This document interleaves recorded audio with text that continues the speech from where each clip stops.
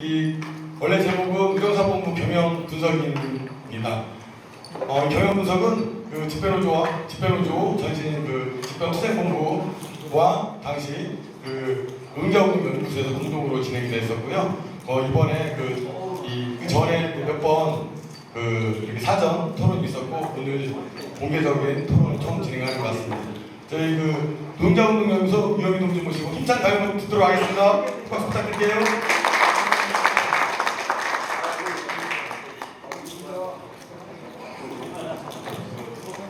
네, 반갑습니다. 방금 소개를 받은 노동자운동연구소의 연구원으로 있는 이윤이라고 합니다.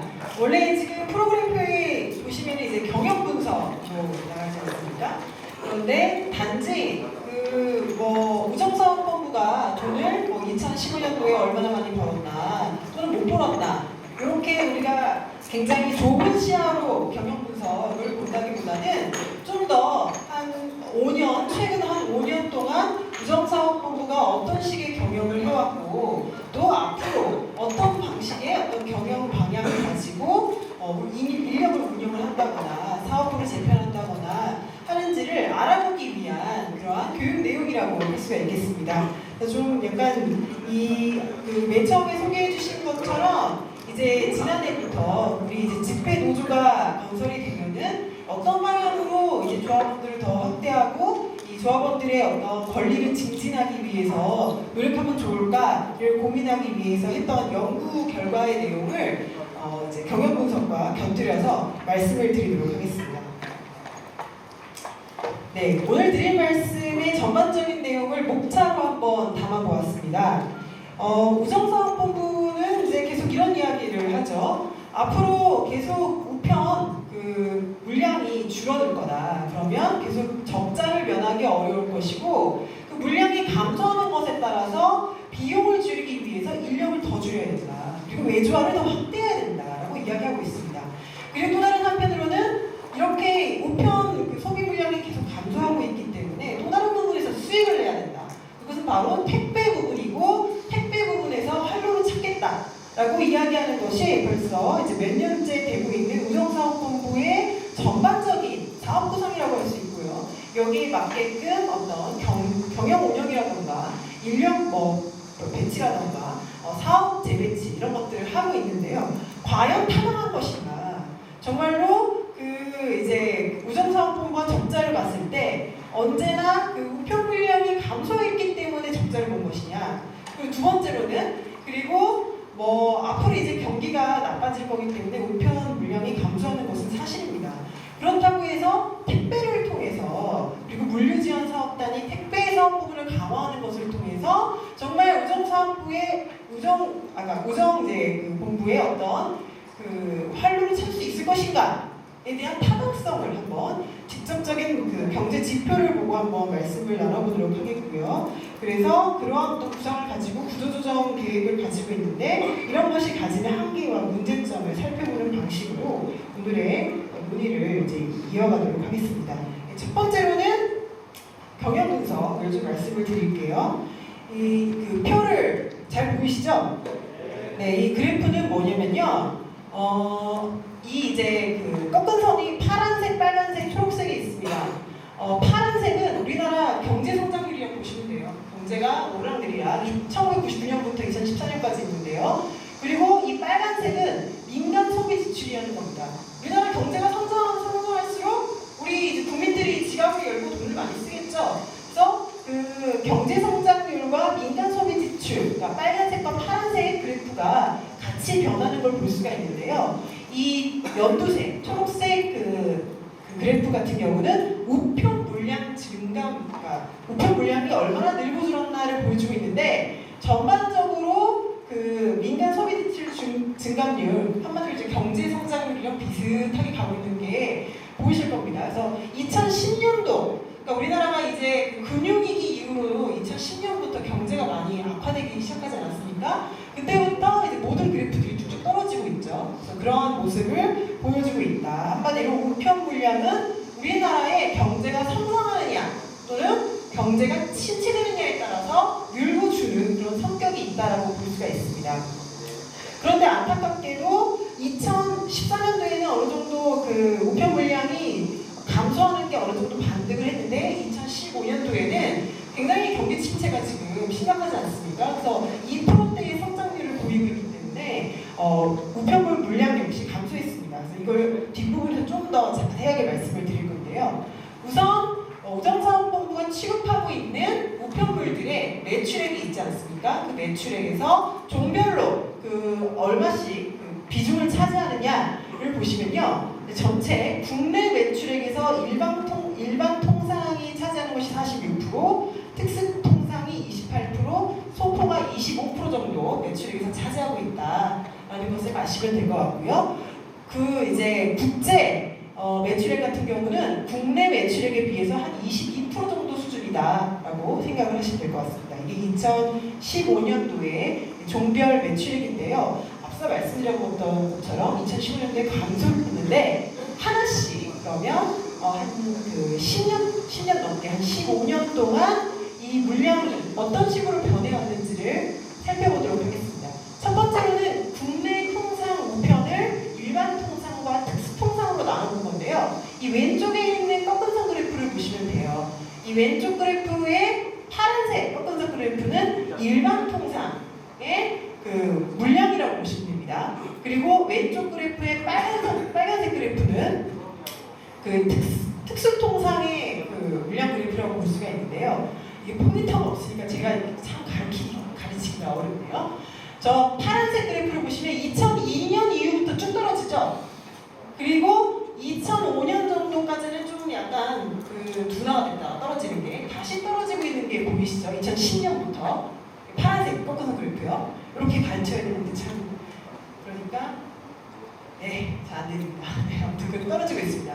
그 이유는 꼭 경기가 침체했기 때문에 떨어지는 건 아니에요. 2002년 이후부터 이메일 같은 전자적인 우편 수단이 늘어나가지고 2002년 이후부터 감소를 한 거고, 그리고 어느 정도 이제 마무리 국면에 들어왔는데 2010년부터 스마트폰이 대중적으로 확대되기 시작합니다. 그래서 일반 통상의 이제 물량이 좀 떨어지고 있다라는 게 보실 수가 있겠고요. 그리고 이제 그 감소 물량이 어느 정도 주춤해졌는데 저 위에 이제 그래프 위에 보시면 2015년도에는 2014년도보다 물량이 한 6.6% 떨어졌습니다. 이건 앞서 말씀드렸던 한국 경제가 굉장히 침체된 상황이기 때문에 그게 반영이 된 거라고 볼 수가 있겠고요. 빨간색 꺾은선 그래프 같은 경우는 쭉 올라가죠. 그게 이제 특수통상 물량인데요. 2010년 이후부터 조금씩 감소하고 있는 추세다. 근데 그렇게 크게 감소하고 있지는 않다라는 것이고요. 이 오른쪽에 이제 그래프, 막대 그래프 같은 경우는 매출액입니다. 왼쪽은 물량, 오른쪽은 매출액.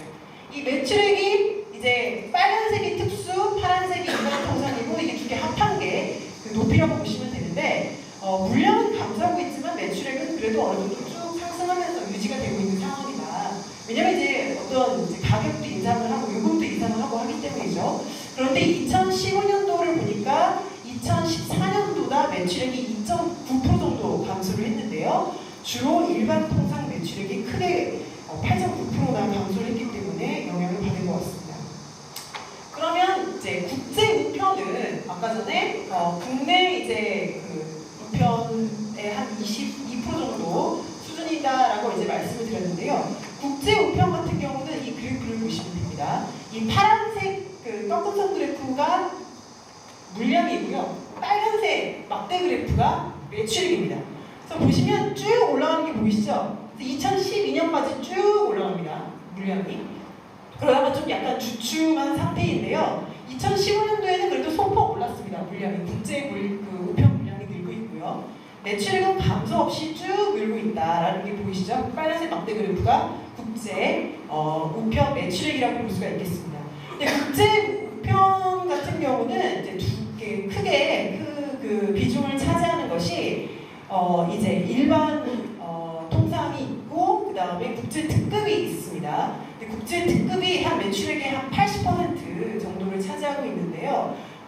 이제 국제 우편의 일반 그 통상 물량은 좀 감소하고 있지만 국제 특급의 그 매출액이 계속 늘고 있기 때문에 앞으로는 국제 우편 같은 경우는 매출액이 계속 좀 늘 가능성이 높습니다. 그래서 지금 뭐 국가 간의 거래가 많아진다거나 뭐 그 뭐죠? 해외 직구 이런 것도 많이 하지 않습니까? 그래서 앞으로도 계속 국제 우편 같은 경우는 좀 늘어날 전방이라고 볼 수가 있겠습니다. 그리고 우리가 관심이 굉장히 많은 것이 바로 이제 택배 부분이라고 할 수가 있을 것 같은데요. 왼쪽에 있는 것이 소포 그래프 빨간색, 그리고 오른쪽에 있는 그래프가 택배입니다. 모양이 굉장히 비슷하죠? 그렇죠? 그 흘러가는 모양이 굉장히 비슷한데 왜냐하면 소포 물량의 73%가 바로 택배이기 때문입니다. 한마디로 이 소포 물량이 늘고 주는 것에 가장 영향을 많이 주는 것은 바로 택배 물량이다라고 생각을 하시면 됩니다. 그러면 이 그 택배 물량이 이제 저기 왼쪽 그래프에 이제 파란색 선 잘 보이실지 모르겠지만 파란색 선이 물량이고 빨간색 막대가 매출액이에요. 그런데 쭉 올라가죠. 쭉 올라가다가 2012년도에 갑자기 딱 파란색 그래프가 여기 딱 떨어집니다. 잘 안 보이시나요? 그 자료집이 있습니다. 그것도 잘 안 보이실지 모르겠는데 아무튼 2012년도에 이제 물량이 한번 감소하고요. 그 다음에 2013년도에 갑자기 크게 점프를 합니다. 파란색 막대 그래프가. 이게 2012년 뚝 떨어지고 다시 올라가는 게 2013년이라는 말씀이죠. 그리고 다시 2014년도에 떨어지고 제가 확인해보니까 2015년도에는 4.3% 더 내려갑니다.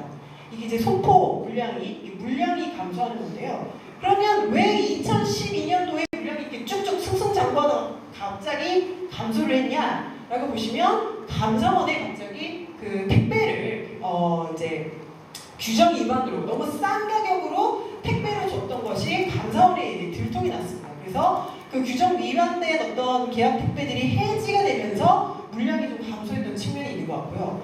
그러면 왜 갑자기 2013년에 이만큼 큰 폭으로 점프를 했느냐 물량이. 그것은 바로 아시겠지만 CJ와 대한통운이 2013년에 합병이 되는 과정에서 노동자들이 파업을 하게 됩니다. 그래서 그 물량이 우체국 택배로 오게 된 것이죠. 그래서 이제 큰 폭으로 상승을 했죠. 하지만 이제 파업 효과는 이미 끝났습니다. 그래서 이제 계속 감소하는 추세를 보이고 있는 것인데 이게 이제 그 소포라면 바로 택배가 그런 식으로 움직였다라는 사실을 이제 오른쪽에서 살펴볼 수가 있습니다. 이게 택배 물량이고요. 그리고 이게 택배 매출액인데 아무튼 2013년도에 급등했다가 다시 그 파업 효과가 사라지니까 내려오고 있고 2015년도에는 택배가 더 매출액이 5% 감소했다라는 것이죠. 그러면 모든 택배 시장이 전부 다 이렇게 어려운 상황에 빠져 있는 걸까요? 그건 아닙니다. 한번 이제 그러면 택배 시장이 어떻게 변하고 있느냐. 굉장히 뭔가 왔다 갔다 하면서 있어 보이지만 사실 포인트가 없어가지고 왔다 갔다 하게 되는 것인데요. 네, 다행입니다. 이게 바로 이제 우리나라 국내 택배 시장이 어떻게 성장하고 있느냐를 보여주는 것인데요. 오늘 그래프 참 많이 보시죠. 이게 경영 분석이기 때문에 어쩔 수가 없습니다. 이게 이제 택배 물량이고요. 이 막대 그래프가. 그리고 이것은 전년 대비 성장률이라고 볼 수가 있겠습니다. 근데 이제 당연히 물량은 계속 늘어나죠. 그런데 택배 성장률이 10% 이상대를 보였던 것이 바로 2010년까지 국내 택배 시장이 정말 빠른 속도로 성장했던 것이 한 2010년까지이고요. 그 이후에는 10% 이하로 이제 한 7%에서 8% 정도 수준에서 이제 택배 시장이 성장하고 있다라고 보시면 됩니다. 이 그래프를 보시면. 그런데 제가 이제 살펴보니까 2015년도에는 오랜만에 이 그 성장률이 12%로 늘었더라고요. 그러니까 한마디로 지금 택배 시장이 물론 상승률이 떨어지고 있습니다. 그렇죠? 왜냐하면 이제 폭발적으로 성장하던 시기는 초기인 것이고 뒤로 갈수록 떨어질 수밖에 없는데 그렇게 급격하게 떨어지고 있는 건 아니에요. 그런데 왜 우체국 택배는 이렇게 매출액이 감소하는 것이냐에 대해서 이제 살펴볼 필요가 있는데요. 그것은 이제 시장 점유율의 문제라고 볼 수가 있겠습니다. 2014년 시장 점유율 CJ 대한통운이 38%, 현대택배가 거의 13%가 되고 한진택배가 한 11.5%가 되고 우체국 택배는 한 9% 정도가 되는 그런 상황이었습니다. 2014년도에. 그런데 문제는 2015년도에 대한통운이 41% 정도까지 돌파를 하고요. 제가 다시 이제 1분기 2016년 1분기에 그 CJ 대한통운이 택배 시장에서 차지하는 시장 점유율이 얼마인가를 봤더니 43%까지 지금 돌파했습니다. 그러니까 굉장히 지금 그 독과점이 되어가고 있는 상황이다라고 볼 수가 있고요. 그리고 우체국 같은 경우는 2015년도에 7.7%로 9%에서 7.7%로 감소했다는 거예요. 그래서 지금 굉장히 시장 경쟁이 굉장히 치열한데 다시 이 그래프로 돌아가 보시면 이 밑에 있는 게 바로 단가입니다. 우체국 물량 하나당 얼마의 그 택배의 단가를 정하느냐. 2004년도에는 3,291원이었어요. 그런데 지금이 2014년도에는 2,250원입니다. 놀랍죠? 날이 갈수록 단가가 떨어지고 있어요. 그리고 2015년도에는 이것보다 한 20원인가 10원 정도 더 떨어졌습니다. 그러면 어떻게 될까요? 이렇게 싼 단가로 그 택배를 하고 있다면 굉장히 수익이 적다는 겁니다. 그럼 수익이 적은데 그러면 왜 택배 시장에 남아있나요? 큰 기업들은 저단가이지만 물량을 많이 하면 그래도 돈을 번다는 거예요. 그래서 시장 점유율을 많이 확대하는 것만이 택배 시장에서 살아남을 수 있는 방법이라는 거예요. 그래서 단가 인하 경쟁이 굉장히 심한 상황에서 그 저단가, 굉장히 물량 공세로 싸게 시장을 자꾸 확대하려고 하다 보니까 이제 작은 회사들이 밀려나가고 이제 없어지고 몇 개의 그 회사들이 독과점하는 상태가 되게 되는데, 그러면 대한통운이 택배 부분의 그 수익률이 얼마나 될까요? 대기업인데, 그다음 대기업인데 얼마나 될까요? 2015년도에 한 3.3%밖에 안 됩니다. 그리고 현대택배, 한진택배는 3%도 안 돼요. 그러니까 굉장히 수익률이 낮다는 거죠. 그러면 우체국 택배는 이것보다 더 적잖아요. 게다가 계속 시장 점유율이 낮아지고 있습니다. 수익률이 날까요? 앞서서 감사원의 그 계약 택배에서 가격을 너무 싸게 해가지고 그게 걸린 적이 있다라고 말씀을 드렸잖아요. 그리고 그러니까 시장 점유율을 넓히기 위해서 민간 회사들이 안 가는데 이제 가다 보니까 당연히 공공적인 그 우정사업본부로서 당연히 해야 되지만 시장 논리로 봤을 때는 돈이 별로 안 된다라는 거죠. 근데 아까 전에 택배 사업을 중심으로 우정사업본부를 재편을 해가지고 지금의 그러니까 지금 뒤로 하면 적자라는 게 나오는데요, 우정사업본부가. 그 적자 상황을 타개하겠다라고 하는데 제가 보기에는 너무 시장 상황을 낙관적으로 보고 있는 것이 아닌가. 과연 우정사업본부의 구상이 실현될 수 있는 것인가에 대해서 저는 좀 진지하게 검토해볼 필요가 있다라는 생각이 좀 듭니다. 아무튼 이제 택배 상황이 그렇다라는 것. 그리고 우정사업본부는 지금 시장 점유율이 계속 줄고 있다. 그리고 수익률도 담보되기 굉장히 어려운 상황입니다. 요 이제 경영 분석이라기보다는 우정사업이 앞으로 어떻게 될 것이냐를 이제 살펴볼 것인데요. 국내 통상 우편 같은 경우는 영향을 받는 것이 첫 번째, 우리나라 경제가 성장을 하냐 침체되느냐. 두 번째, 인터넷이나 스마트폰 같이 그런 어떤 그 대체물이 나타나면은 당연히 이제 어느 정도 물량이 감소한다는 것이죠. 그래서 그러한 상황에 놓여 있다. 2015년도에도 물량이 감소한 이유는 한국 경제가 침체됐기 때문에 민간 소비 역시도 하락을 해가지고 국내 통상 우편이 감소했다. 그러니까 이건 앞으로 역전시키기는 어려울 것이다라고 저는 전망을 합니다.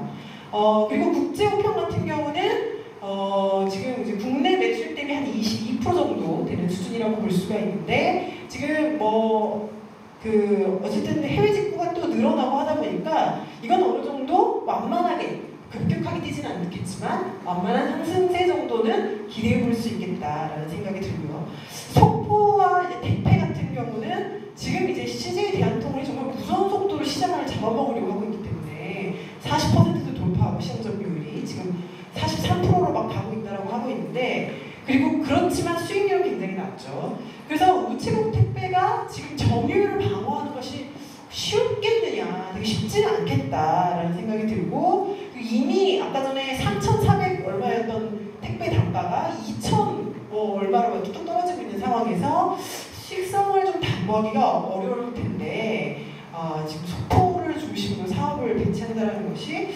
타당하냐를 좀 고민을 해볼 필요가 있다라는 것이고요. 그러면 이거 바로 넘어가네요. 네. 그래서 경영 상태. 그러면 이제 진짜로 그 우정사업본부가 매년마다 이제 국가에다가 우리가 돈을 얼마나 쓰고 얼마나 벌었다 이런 걸 이제 말해주는 그런 어떤 재정 운용표를 발표를 합니다. 그래서 그 내용들을 가지고 적자가 언제 발생을 했고 왜 발생했고 뭐 이런 것들에 대해서 좀 살펴보려고 하고요. 제가 2009년부터 2015년까지 그 상황을 살펴볼 것인데요. 가장 위에 있는 데가 이제 수입 총계고요. 이 수입 총계라는 것은 프로그램 수익, 비배분 수익, 그리고 비교환 수익을 모두 더한 것이 수입 총계입니다. 그러면 이 프로그램 수익이라는 것이 무엇이냐? 여기 계시는 이제 조합원 동지들이 직접 이제 우편물을 이제 가정집마다 갖다 주지 않습니까? 그런 이제 그 우편 사업을 통해서 버는 돈을 프로그램 수입이라고 이름을 붙습니다. 매출액이라고 볼 수 있겠죠. 일반적인 기업에. 그리고 이제 비배분 수익이라는 것은 직접적으로 이제 우편물을 뭔가 이제 집집마다 배달하는 거 말고 얻게 되는 그러한 이제 수익을 말하게 되는 건데요. 이를테면 뭐 누구한테 돈을 빌려줬다면 이자 수익이라던가 또는 누구한테 뭔가 공간을 빌려줬다면 그 우정사업본부가 가지고 있는 공간을 빌려줬다면 뭐 그 공간에 대한 뭐 임차료라던가 뭐 이런 걸 받지 않겠습니까? 그러니까 한마디로 우리가 이제 그 우편 사업과 관계가 없는 걸로 돈 번 거 있죠. 그게 이제 비배분 수익이고 비교환 수익 같은 경우는 이건 정말 이제 뭐라고 해야 될까요? 우정사업본부로 들어오는 뭐 어떤 일종의 어떤 누구의 기부금 또는 어떤 세금 뭐 이런 것들의 이제 내역이라고 볼 수가 있겠습니다. 그래서 아무튼 이 수입이 그런 걸로 이루어지는데 중요한 건 바로 이 칸입니다. 이 밑에 있는 건 비용이에요. 그럼 이 전체 수익을 더한 거에서 비용을 빼서 적자가 발생한 얘기가 있습니다. 바로 2011년도, 2012년도, 2014년도, 2015년도에 적자가 발생했습니다. 그런데 이 적자가 왜 발생했느냐를 좀 더 구체적으로 따져보면 좋을 것 같은데요. 이게 이제 보시면 방금 그 우편 사업을 통해서 수익을 얻어들이게 되면 프로그램 수익이라고 하는데요. 근데 그게 얼마나 늘었냐고 밑에 있는 건 비용이 얼마나 늘었냐라는 것인데요. 이 보시면 아까 적자가 났다고 했던 게 2011년입니다. 2011년도에 우편 사업을 통해서 돈을 많이 벌었어요. 전년도보다 6.29%나 돈을 더 벌었습니다. 그런데 왜 적자가 났을까요? 2011년도에 비용이 갑자기 엄청 뛰었어요. 전년도보다 2010년도보다 2011년도에 비용이 14.5%나 뛰니까 당연히 적자가 나죠. 이게 한마디로 그 871억 정도의 2011년도가 전년도보다 한 870억 정도 돈을 더 벌었어요. 그렇죠? 그런데 비용은 얼마나 들었냐? 4,227억이 들었네요. 엄청 늘었죠. 그러니까 적자가 나죠. 그리고 또 몇 년도죠? 2012년도에 봅시다. 2012년도에는 보시면 2012년도에도 프로그램 수익률은 4.35%로 늘었어요. 그런데 그 비용은 별로 안 늘었네라고 하는 게 아니라 비용이 2012년도에 비정상적으로 늘었으면 비용은 줄어야 됩니다. 근데 안 줄고 유지가 됐죠. 그러니까 또 적자예요. 그리고 2014년도에도 보시면 그 비용이 프로그램 수익보다 더 늘어가죠. 적자. 2015년도를 좀 열외로 하고 2014년도까지 보시면 그렇다는 겁니다. 그러면 흑자일 때를 한번 보실까요? 흑자일 때는 오히려 프로그램 수익률이 별로 낮다라는 게 보이시죠? 오히려 적자일 때 프로그램 수익률이 훨씬 높다는 거예요. 여기 계신 분들이 집배원들이 집집마다 배달을 이제 우편물을 전달해주고 돈을 많이 벌었는데 오히려 흑자가 났을 때보다 더 많이 벌었는데 비용이 다 그걸 잡아먹었다. 그럼 이 돈 다 어디다 썼냐? 비용. 그리고 15년도 거는 제가 나중에 다시 돌아와서 말씀을 드릴게요. 14년도까지 그 비용을 보시면 제가 항목별로 비용을 이거 어디다 썼나를 본 겁니다. 그래서 비용 총계가 전년도보다 13.5% 엄청 뛰었던 2011년을 보시면요. 뭐 인건비도 뛰고 복리후생비도 뛰었습니다. 그런데 보시면요. 뭐 인건비는 사실 비용 총계가 14%가 됐는데 그것보다 좀 적게 뛰었고 복리후생은 전년도에 거의 빵이었어요. 없었어. 그러니까 그게 이제 외주용역비가 갑자기 23%가 안 됩니다. 그죠? 이게 바로 2011년도에 비용 증가의 핵심적인 게 바로 이제 외주용역비라고 보시면 되고요. 근데 2011년도는 어떨까요? 지급수수료입니다. 지급수수료.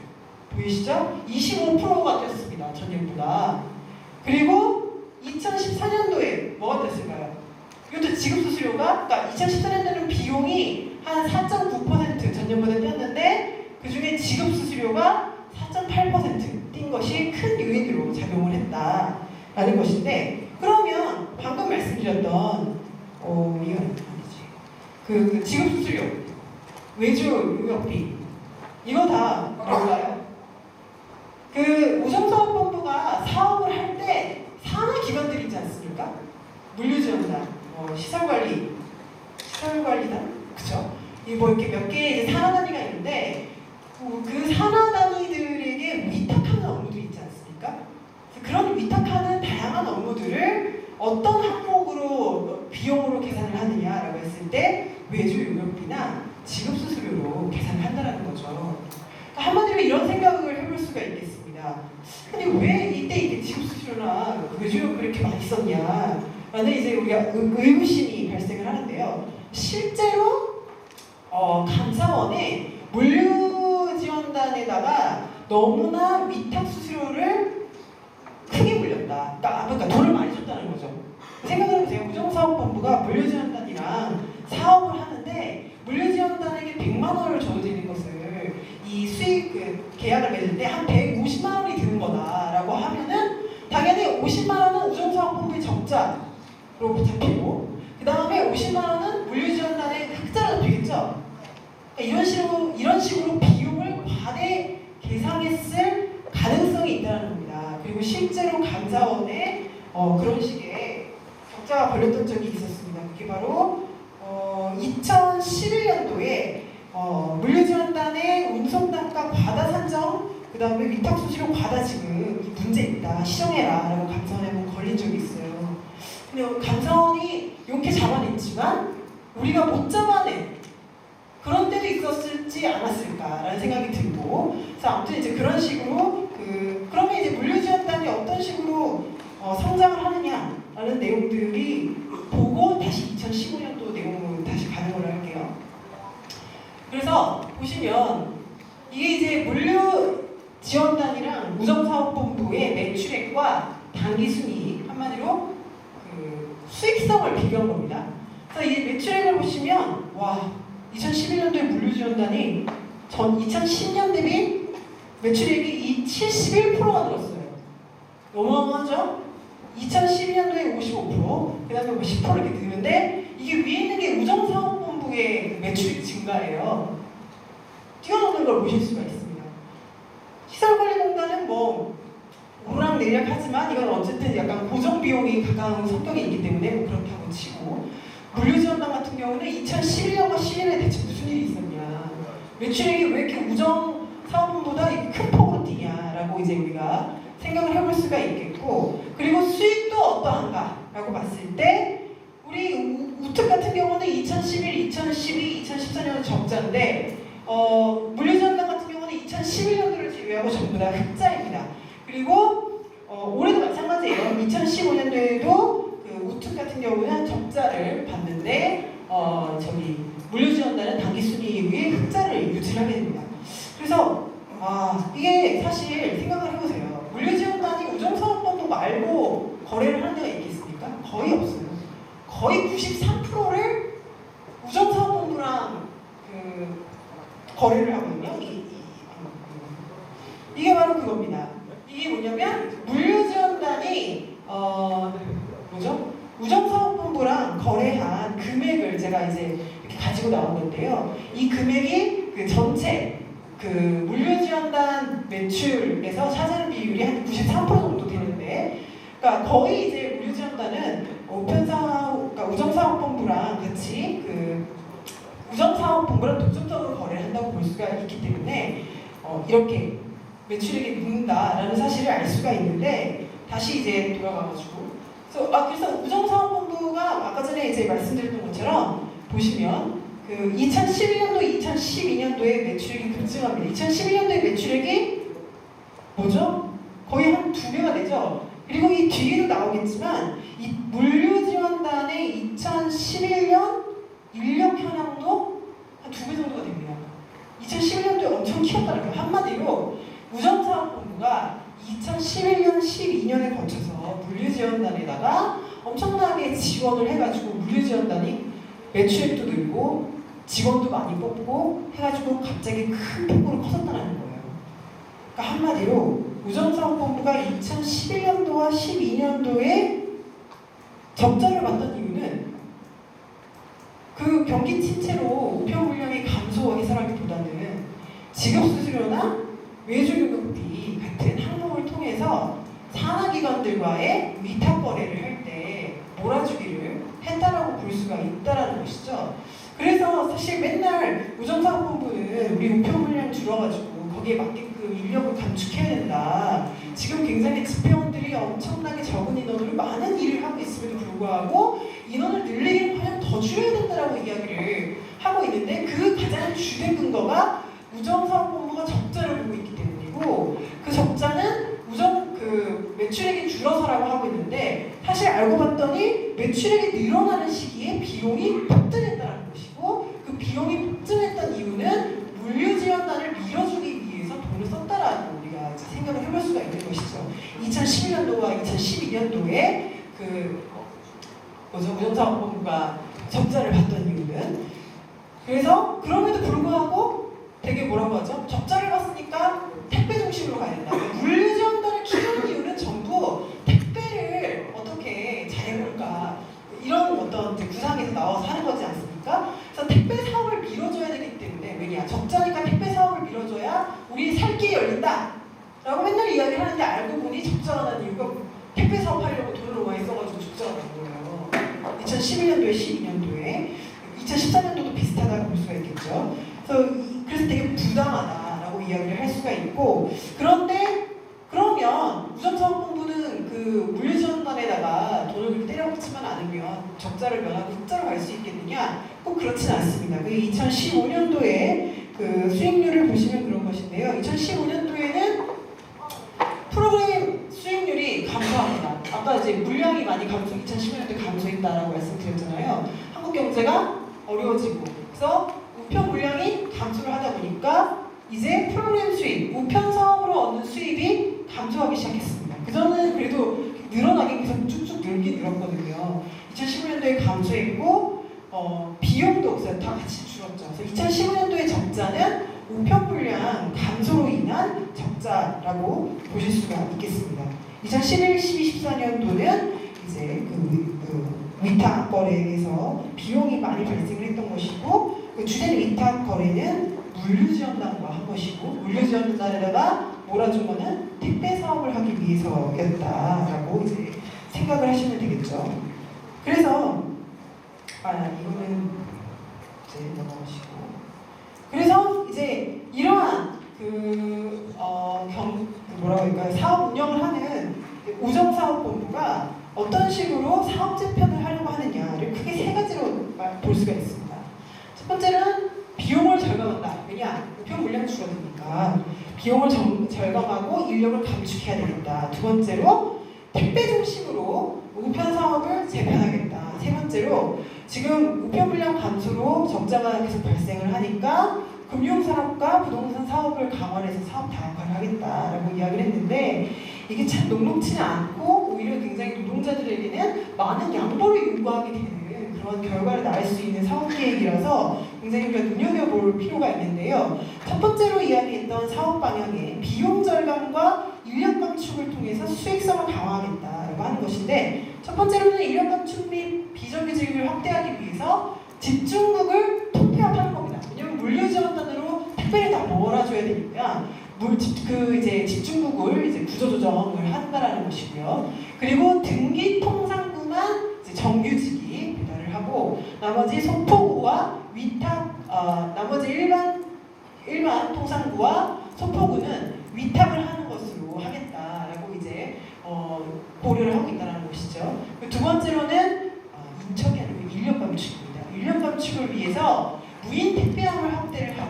집중국 아까 말씀드렸던 것처럼 통폐합하고 그다음에 탄력적인 인력풀을 구성하겠다라는 게 있고 또 우편 사업의 이제 수익 확대를 위한 보조적인 조치 요금을 좀 올리겠다. 그리고 위탁 창구망을 효율적으로 운영을 하겠다. 그 다음에 예특에서 돈이 남으니까 이거를 우특으로 갖다 쓰는 방법을 좀 관계부처와 협의해보겠다라고 이야기를 하는 건데요.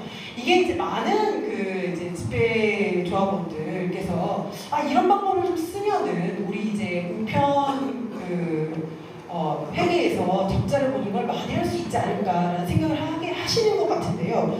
사실 이건 경영자들의 입장에서는 굉장히 그러니까 이게 노동자들에게 미치는 영향은 다르고 경영자의 입장에서 이 예특 수익금을 갖다 쓴다는 건 이런 겁니다. 생각을 해보세요. 제가 삼성전자를 경영하는 오너라고 생각을 해보시죠. 그래서 제가 지금 삼성전자에서 전자제품도 만들어서 팔고 휴대폰도 만들어서 팔지 않습니까? 근데 휴대폰은 정말 돈을 너무 많이 벌었어요. 대흑자예요.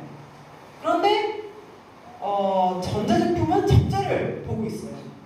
이게 가정입니다. 그렇게 적자를 보고 있지만 전체 삼성전자의 수익은 흑자입니다. 왜냐면 휴대폰에서 돈을 많이 벌어가지고. 그러면 전체 토탈 다 더해서 삼성전자의 수익은 흑자니까 가전제품, 적자를 본 가전제품 사업부는 그럼 계속 그냥 둡니까 제가? 아니겠죠? 당연히 그 흑자를 보는 부서는 사업부, 휴대폰 사업부는 휴대폰 사업부의 일이고 적자를 보는 사업부, 가전 사업부는 가전 사업부에 문제가 있는 거예요. 근데 이걸 다 더해서 아무리 삼성전자가 흑자를 맞다서 치더라도 경영자의 마인드에서는 적자인 사업부를 어떻게든 구조조정을 하든 사업부를 어떻게 변신시키든 하지 않겠습니까? 그러니까 그런 의미에서 그러니까 한마디로 그 우정사업본부에 우특에 적자가 나고 있는데 예특에 있는 돈을 갖다 쓸 수 있다라고 한번 가정을 해봅시다. 그렇다고 하면은 그러면 우특에 있는 적자가 사라지는 건 아니잖아요. 그러면 우정사업본부 경영하는 사람들이 모두 더 이상 흑자니까 우특은 그냥 놔두자라고 생각을 할까요? 그건 아니라는 거죠. 그러니까 우특의 적자인 상황은 변하지가 않는다는 겁니다. 그럼 여기에 대해서 손을 대겠죠. 그래서 구조조정을 자꾸 하려고 하는 건데 제가 이제 말씀을 드리는 이유는 그러니까 예특에 있는 돈을 갖다 쓰면은 우리 노동자들이 되게 적은 인원으로 많은 일을 하는데 되게 인력도 보충해주기 위해서 그 돈도 좀 쓰고 이렇게 하면 좋지 않겠느냐라고 조합원들이나 노동자들은 그렇게 생각하겠지만 경영진은 절대 그렇게 생각하지 않는다는 거예요. 그래서 저 돈을 갖다가 쓰든지 말든지 상관없이 적자인 부분에 대해서는 칼을 들이댄다는 겁니다. 그게 바로 경영진의 마인드라는 거죠. 그럼 노동자는 여기에 대해서 어떻게 대응을 해야 될까요? 특히 우정사업본부에서 지금 그 집회 조합원들 같은 경우는 우리가 하고 있는 일의 공공성에 대해서 주장할 수 있어야 되는 겁니다. 그렇죠? 이게 왜 국가기관이겠어요?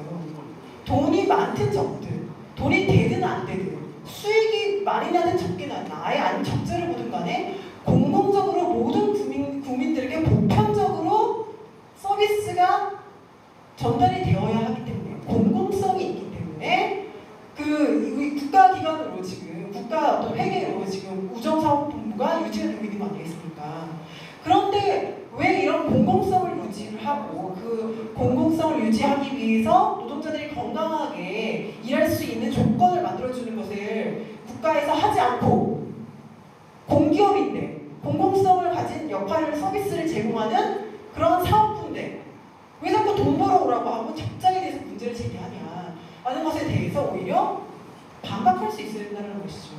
적자라는 건 당연하다. 돈 안 되는 그런 데까지 가서 거기 돈 안 되는 도서 상간 지역에 국민들이 산다면 우편 서비스는 당연히 받을 수 있기 때문에 돈이 안 되더라도 거기다가 우리가 우편 서비스를 지원하는 것이 바로 우리의 임무다. 그런데 자꾸 거기에다 대고 돈을 많이 버네 못 버네 이야기하는 것이 문제가 있다 라고 이야기할 수 있는 것이 바로 노동자들의 자세이지 예특에 있는 돈을 갖다가 끌어다 쓰면은 어떻게 보전이 될 수 있지 않을까라고 생각을 하는 것인데 경영진은 절대 그렇게 생각하지 않는다. 그래서 거기서 사실 이게 우리 노동자들의 어떤 대안이 될 수는 없겠다라는 생각이 든다는 것이고요. 갑자기 제가 몇 프로 좀 갔는데 아무튼 근데 이런 식으로 이제 생각을 하고 있다는 겁니다. 우정사업본부가. 택배 중심으로 가겠다는 게 핵심이에요. 그래서 저게 이제 그림이 뭐냐면 이게 이제 중부권 그 광역물류센터를 짓겠다고 하는 게 지금 핵심적입니다. 그래서 이 이제 중부권 광역물류센터를 만들어가지고 이그 집중국을 다 통폐합을 해서 여기다가 이제 몰아주겠다는 건데 이게 이제 예전에는 수도권 집중국에서 지방 집중국으로 뭐 이렇게 막 왔다 갔다 뭐 지방 집중국에서 수도권 집중국으로 이렇게 이제 통일되고 갔는데 그런 것들을 다 이제 없애고 그러니까 광역물류센터로 다 통합을 해서 이렇게 쫙 터지게 하겠다. 이런 방식의 네트워크를 물류 네트워크를 형성을 하겠다라고 하는 겁니다. 그런데 문제는 뭐냐면 지금 물류지원단이 우편물의 운송, 발차, 배달 이런 걸 하고 있는데 지금 거의 특수고용직이나 비정규직으로 운영을 하고 있어요. 우정사업본부가 택배를 하는 이유가 뭐죠? 돈을 지금 적자를 어떻게 만회해보겠다라고 하기 때문에 지금 택배를 하겠다라고 하는 것인데 돈을 어떻게 벌겠는가? 지금 돈 벌기가 쉽지 않은 상황이잖아요. 택배 시장에서 노동자들을 쌍값으로 고용을 해가지고 비정규직 특수고용직을 막 늘려가지고 물류지원단이 민간 기업들이랑 경쟁을 하겠다는 겁니다. 사실 이제 공공성의 역행을 하는 그런 구상이라고 할 수가 있겠죠. 그래서 아무튼 지금 그런 방식으로 가려고 하는 것이 이제 그 물류지원단을 키워서 택배를 하겠다라고 하는 것이고요. 그래서 이제 뭐 방금 이제 그런 사업 재편 전략을 계속 말씀드렸던 내용을 그림으로 나타내 본 것인데요. 그래서 아무튼 이게 이제 우리 집배 노동자들한테 어떠한 그 영향을 주겠느냐라고 했을 때, 아무튼 이제 택배를 다 이제 몰아주고 그리고 이제 그 등기만 정규직이 하고 일반이랑 뭐 소포나 이런 거 다 이제 외주 위탁을 드린다고 하니까 그러면 인력이 더욱더 더 필요가 없다라고 하면서 이제 자연적으로 퇴직하시는 분들로 감축을 하고 뭐 이제 이런 식으로 이제 인력을 장기적으로는 또 구조조정을 시도할 수도 있다는 겁니다. 왜냐면 어차피 택배 다 물류지원단들이 비정규직으로 다 하고 있고 그리고 정규직은 등기부만 하는데 일반이랑 뭐 다른 이제 그 통상부 같은 경우는 위탁을 많이 줘버리고 하니까 그럼 뭐 왜 이 인력 구조를 우리 집배원들을 왜 유지하고 있어야 되냐 자르자라고 중장기적으로는 우정사업본부가 생각을 할 수 있다는 것이죠. 이런 사업 재편이 마무리가 된다면 그렇죠? 택배 다 물류지원단 하고 그다음에 위탁 많이 주고 그러면 우리가 이 규모를 왜 유지해야 되냐 이런 식으로 생각을 할 수 있기 때문에 지금 당장은 아니지만 앞으로 향후에 이런 사업 재편 과정에서 구조조정이 발생할 수도 있겠다라는 생각이 든다는 것이죠. 그런데 이제 앞서도 이제 말씀을 드렸지만 이 중부권 광역물류센터를 지으려면은 국가기관에서 사업 투자하는 거기 때문에 예비 타당성 조사를 받게 되어 있습니다. 근데 이 예비 타당성 조사를 2015년도에 진행을 했고 타당하다 지어라 뭐 수익이 날 거다 이런 식으로 이야기를 했는데 자세히 살펴보니까 굉장히 많은 오류가 있더라라는 것인데요. 이게 뭐냐면 예비 타당성 조사는 이제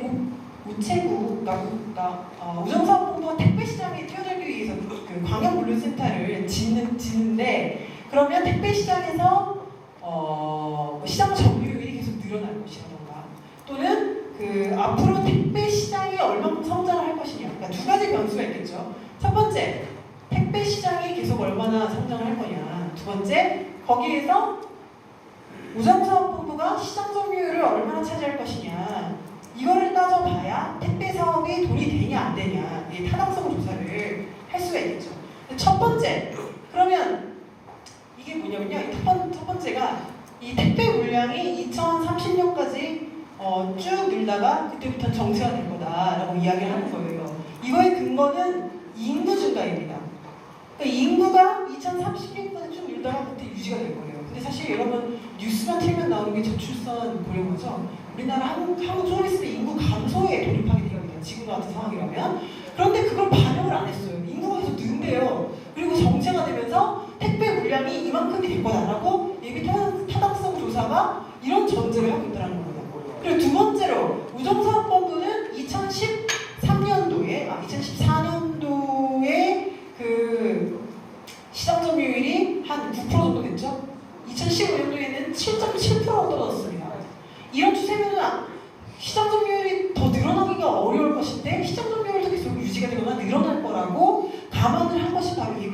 타당성 조사를 하는 거죠. 그래서 이게 이제 굉장히 문제가 있는데, 그래서 저 파란색 갑자기 그 위로 쫙 올라가는 우정사업본부의 택배 물통량이 저렇게 늘어날 거라고 가정을 하면서 방역물류센터를 지어도 된다라고 얘기를 한 거예요. 예비 타당성 조사에서. 참 허무맹랑하죠. 근데 저희가 시장 점유율이 한 8%에서 9% 정도가 될 것이고, 뭐 인구 증가율이 뭐 그렇게 안 될 거다라고 이제 감안을 했을 때 봤던 것이 한 이 정도. 점유율이 한 8% 정도가 유지된다고 하면은 뭐 한 그래도 이 정도 물동량이 이 정도가 되지 않겠느냐. 이만큼의 차이가 있다는 것이죠. 너무 낙관적으로 생각을 하고 그 방역물류센터를 짓고 있는데 사실 참 이 되기가 쉽지가 않다. 정부에서 조사를 왜 이렇게 하냐 이런 생각이 들었습니다. 그래서 이제 앞서 말씀을 드렸던 것처럼 우정사업본부는 아무튼 이제 돈을 벌어보겠다시고 뛰어드는 사업이 택배예요. 그리고 택배에서 돈을 벌겠다라는 방법은 비정규직, 특수고용직, 위탁, 비정규직 노동자들을 고용해서 민간기업, CJ 대한통운 같은 민간기업이랑 경쟁을 하겠다라고 하는 겁니다. 그래서 공적인 어떤 성격을 가지고 서비스를 보편적으로 국민들에게 제공을 해야 되는 기관의 어떤 관점으로서 굉장히 문제가 있다고 볼 수가 있겠죠. 그래서 이런 부분들에 대해서 이제 우리가 문제를 지적을 하고, 그리고 심지어 그게 잘 되면 모르겠지만 택배 사업이라는 것이 사실상 굉장히 우체국 택배가 경쟁력을 가지기는 쉽지는 않다. 그러니까 지금 막 시장 상황이라는 게 굉장히 단가이나 경쟁을 들어가고 있기 때문에 여기서 돈을 많이 벌기가 쉽지는 않습니다. 그래서 오히려 그 우정사업본부는 앞서서 이제 말씀을 드렸던 것처럼 적자를 보는 건 너무나 당연하다. 왜냐하면 국민들에게 보편적으로 지원되어야 되는 서비스를 하고 있기 때문에 적자는 당연한 것이고, 오히려 민간 업체들과 경쟁하는 것을 통해서 노동자들을 싼값으로 비정규직으로 고용하고 위탁을 확대하는 것은 문제가 있다라는 것을 이제 우리가 이야기를 할 수 있어야 차후에 그러한 어떤 일련의 사업 배치가 마무리가 되고 나서, 그러면 우리가 지금 집배 노동자들을 너무 많이 데리고 있으니까 좀 잘라야겠다라는 그런 식의 어떤 그 생각을 할 수 없도록 우리가 공공성 부분에 대해서 시민들과 좀 많이 알려나가는 그런 어떤 계획을 가지고 있으셔야 뭔가 이제 이런 우정사업본부의 문제가 많은 사업재편 진행이라는 것을 좀 저지하거나 문제를 사회적으로 제기를 할 수 있거나 하는 그런 상황이다. 그래서 사실 이러한 우정사업본부에 굉장히 문제가 많은, 공공성이 역행하는 이런 사업 구상을 되게 지금 우정노조 같은 경우는 되게 그걸 그냥 수용을 하면서 되게 뭔가 별다른 큰 이제 비판의 목소리를 내지 못하고 있는 상황인 것이죠. 그렇다면 여기 계시는 이제 집배노조를 건설을 하고 우정노조와 다른 길을 가겠다라고 이제 하시는 분들이라면 어떻게 하면 국민들에게 이 공적인 서비스를 더 이제 질 좋게 뭔가 보장할 수 있을 것인가라는 것들에 대해서 시민들에게 좀 알려나가면서 우정사업본부의 어떤 문제점들을 비판하는 목소리도 있다라는 것을 좀 목소리를 내신다면 시민들로부터의 어떤 호응도 받을 수 있지 않겠느냐라는 말씀을 드리면서 저희 강연을 마치도록 하겠습니다.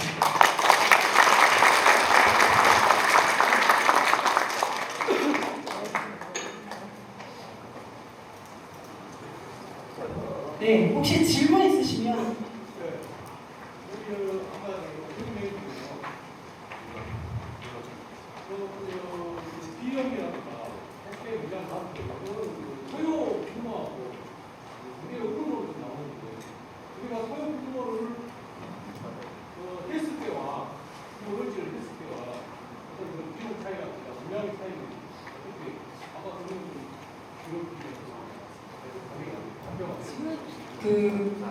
작년부터 시작을 하셨나요? 토요 택배가 부활된 게 언제부터죠? 10달 됐어요, 10달. 그럼 지금도 하고 계시는 거죠? 네. 근데 사실 이제 그렇게 달별로 이게 지금 확인을 하기는 좀 어렵고 연도수로만 되어 있어가지고, 그런데 이제 문제는 물량 자체라기보다는 잠깐만요. 택배랑 물량이 줄고 있네요. 택배가.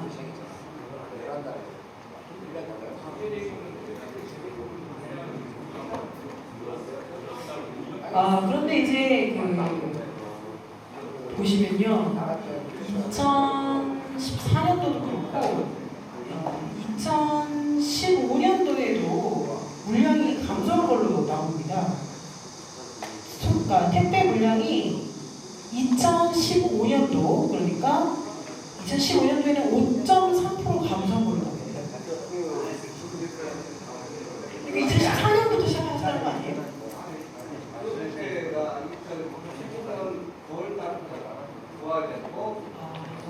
15년부터 부활을 된 거죠? 그러면 사실 그 영향을 그 개월수별로 지금 조사한 건 아니라서 파악하기는 어렵습니다. 물량 자체. 그러니까 물량 자체가 이제 체감도는 늘어날 수는 있는데요. 되게 아무튼 이제 그 개월수별로 나와 있지는 않아가지고 제가 뭔가 늘었는지 줄었는지는 잘 모르겠는데 그렇습니다. 2015년도를 통으로 쳤을 때는 5% 정도 물량이 감소한 걸로. 전년도 되면 비용이라는 거, 물량이 아니라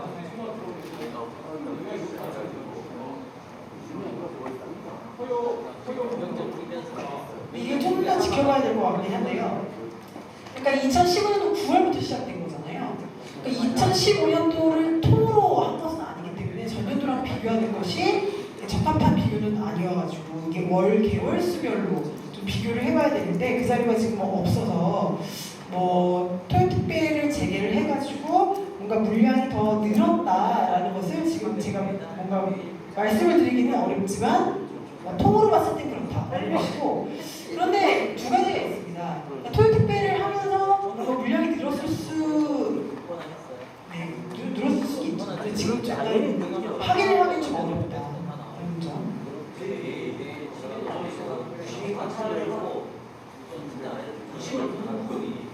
토요특배 재개한 이후와 이전 그 물량 데이터를 좀 뽑아가지고 우리 자료국에 알려주실 수 있나요? 네네. 만약에 제가 이제 그런 자료들을 찾을 수가 있으면 한번 말씀을 드리도록 하겠습니다. 그런데 이제 제가 말씀드렸던 거는 뭐라고 해야 될까요?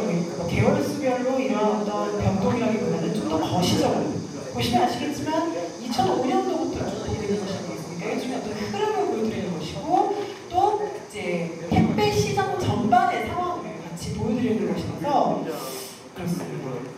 아주 미세한 변동, 9월 달부터 10개월 사이의 변동까지는 지금 파악하기 조금 어려운 상황입니다. 이해하시면 좋을 것 같습니다. 작년에 비해서 올해가 늘었습니다. 올해 결과치는 아직 안 나옵니다.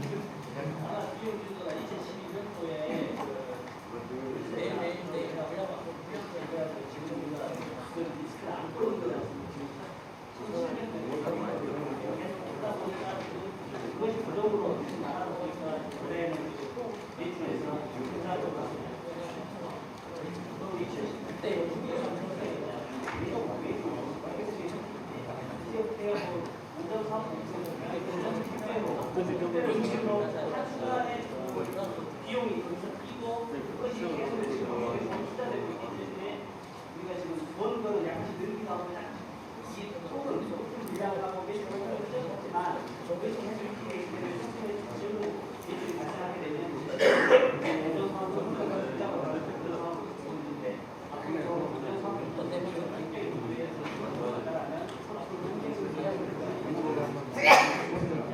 네, 그렇게 볼 수가 있죠. 기본적으로 그렇기는 한데요. 혹시 말씀하시는 건 못 들으셨겠죠?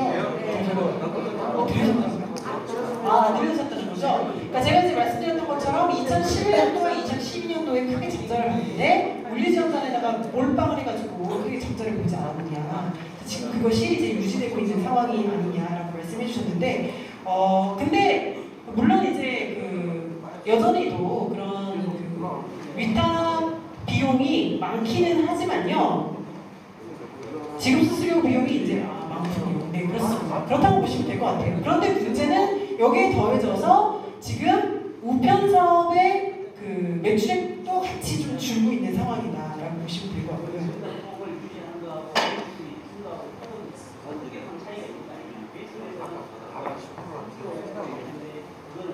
그렇죠. 그러니까 비용 증가가 매출 증가를 뛰어넘어가지고 적자를 본 것이 아니냐라고 다시 이제 좀 말씀해 주신 거고요. 그렇게 이해하시면 맞습니다.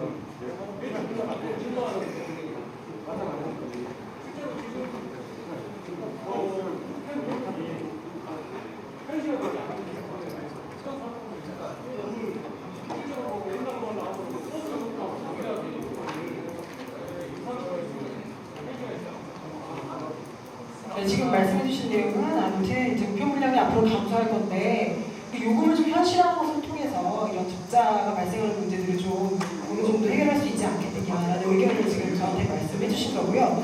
그래서 뭐 우정성부의 아까 사업 계획에 보시면 우편 요금을 올리겠다는 얘기를 하고 있기는 한데요. 잘 올리고 그렇게 올리는 상황은 아닌 것 같습니다. 그래서 이게 뭐 관계부처랑 좀 협의를 해야 하는 문제인 것 같아가지고 쉽지는 않다. 그런 것 같습니다.